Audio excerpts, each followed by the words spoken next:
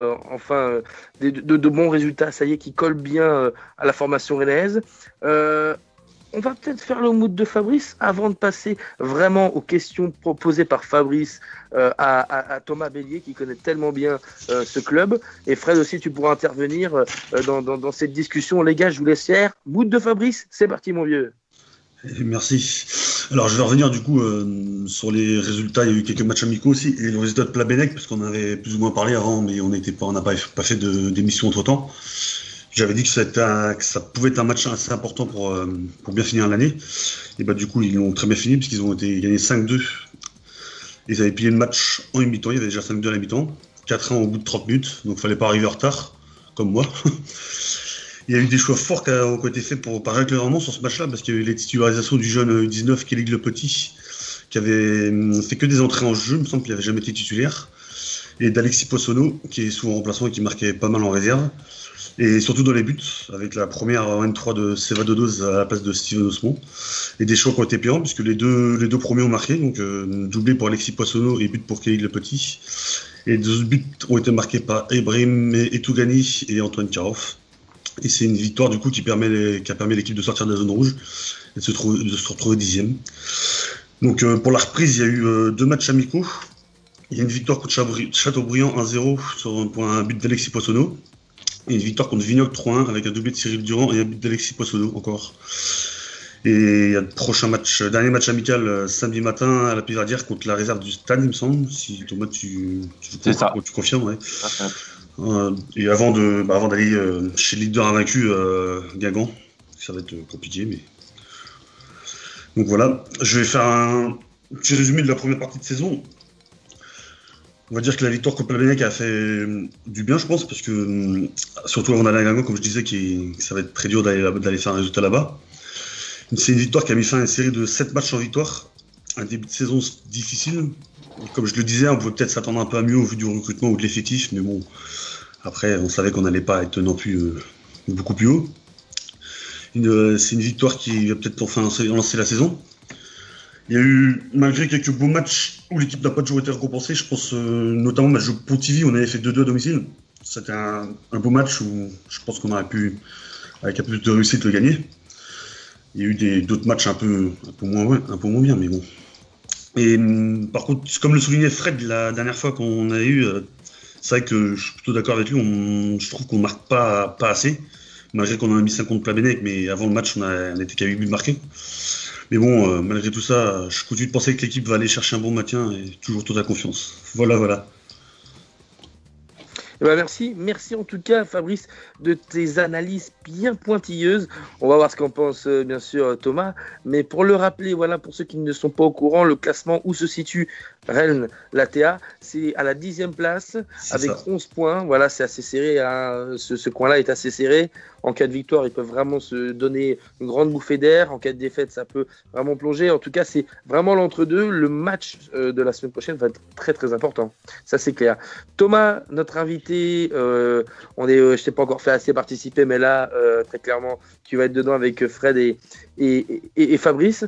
Alors, voilà, que penses-tu de ce début de saison ? La saison dernière a été mouvementée, on a vécu de très très belles choses à la Théâtre Rennes, surtout en fin de saison plutôt. Mais est-ce que tu sens que cette saison, vous allez pouvoir vous sauver avant les derniers matchs ? Je l'espère en tout cas, je l'espère fort. C'est vrai que ce début de saison est compliqué, encore une fois. Mais je pense qu'on a quand même un meilleur effectif que la saison passée. Donc, on a toutes les raisons de croire qu'on va sortir de ce piège, entre guillemets. Et puis, c'est vrai que la victoire à Plabennec nous relance bien. J'espère ça va être que le début, quoi. Ouais, c'est clair. Alors, Fabrice, toi, peut-être une question.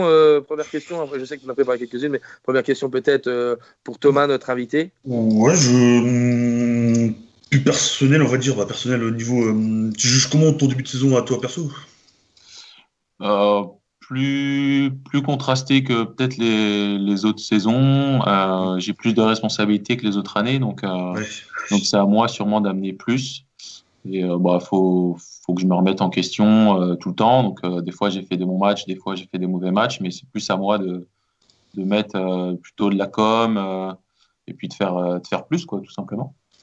Ouais, bah oui, avec tous les départs qu'il y a eu, c'est sûr que maintenant t'as un rôle un peu plus important, c'est vrai. Et ça, ouais, quand je suis arrivé au club, c'est vrai que quand je suis arrivé au club, plutôt en senior, j'étais le plus jeune, Ouais. et là, c'est plus du tout le cas. Je suis l'un des plus anciens, donc ouais, faut faire plus, faut faire davantage. Alors, rappelle-moi, depuis combien de temps tu es au club? Excuse-moi, Thomas, j'ai oublié. Alors moi, je suis arrivé, c'était au club il y a 14 ans, et je suis arrivé en senior durant ma deuxième année de U19, quand j'avais 17. Ah ouais, c'est longévité quand même. C'est ça. C'est clair. Alors, juste avant de passer une deuxième question et adresser ton portrait au sein de l'équipe, voir les commentaires. Maxime, tout à l'heure, sur le match du Stade Rennais, qui disait c'est dur en ce moment car on est nul à Monaco. On a beaucoup de chance à Nantes et on est très moyen aujourd'hui. Mel, de l'équipe, qui fait les articles.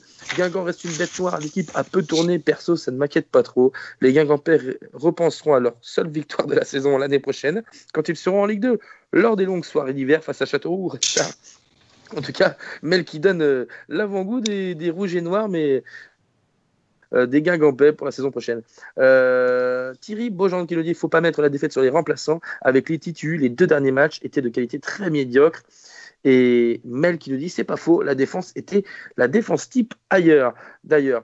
Donc voilà, par rapport aux commentaires, continuez à partager. Merci à vous toutes et à tous d'être présents sur l'émission. On va avancer encore sur la TA de Rennes. On va parler avec Fred si tu as une question, une interrogation sur cette équipe de la TA qui, pour le moment, n'est pas en danger. Mais à 12 matchs est à 11 points. Bilan contrasté. Oh là là là là là là. Fred, tu m'as compris.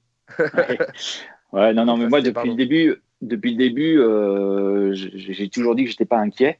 Je pense que cette équipe, elle a largement les qualités pour se maintenir à ce niveau-là.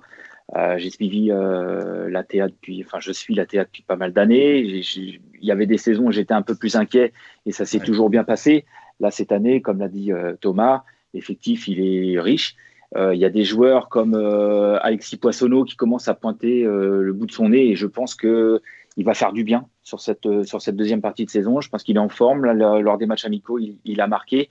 Je pense qu'il a envie de prouver qu'il a le niveau. Je pense que ça va être un joueur à suivre là, sur cette deuxième partie.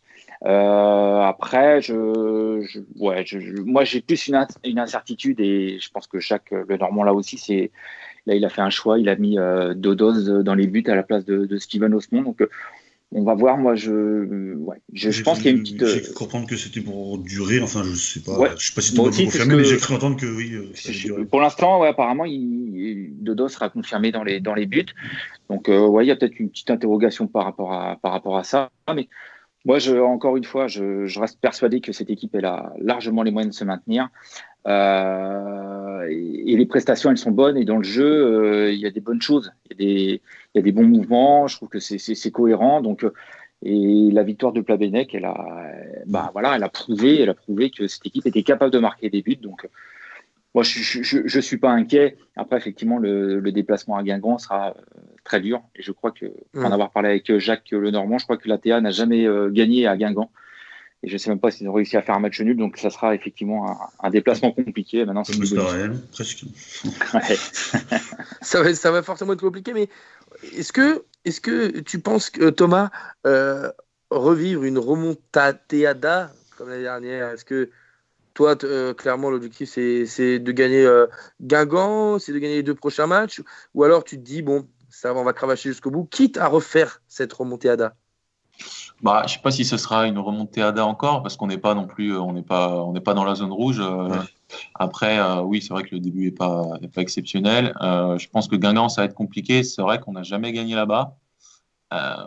Donc, on verra ce qu'on peut faire. En tout cas, oui, on y va là-bas pour gagner forcément. Bien sûr. Fabrice, une petite question pour Thomas. Peut-être avant de passer à autre chose aussi. Une petite dernière, oui. Vu que tu es un peu un joueur polyvalent, on va dire. Ailier d'origine, si je ne me trompe pas, tu as dépanné un peu en latéral. Tu as même été 6 dernièrement, je crois. C'est où tu te sens le plus à l'aise ou tu te trouves le meilleur? Pour moi, j'ai pas de poste de prédilection. C'est vrai que j'étais formé plutôt sur le côté plutôt ailier. Mais non, j'ai vraiment pas de préférence. Enfin, c'est ce que j'ai dit à Jacques d'ailleurs. Je suis content partout où je joue sur le terrain et c'est pas une. Là, en ce moment, je joue plutôt au milieu de terrain. Donc, en 6, après, comme j'ai dit, il pourra me mettre où il veut. Moi, je suis satisfait de jouer. Ouais, voilà, c'est ça. Bon, parfait. En tout cas, merci Thomas. Tu vas rester avec nous. Tu vas rester avec nous, mon cher Thomas, durant cette émission. Merci à vous. On est pas mal à continuer à partager. Salut à Brice. Salut à toi, Simon Hurtevise. Simon Hurtevise qui fait partie du SOK. Bref, on va vous en parler juste après. On va lancer la chronique de Fred dans quelques secondes. À toi, Romain. Et puis on en parle juste après. Votre émission Multisport continue. N'hésitez pas à commenter et partager ce live sur vos réseaux.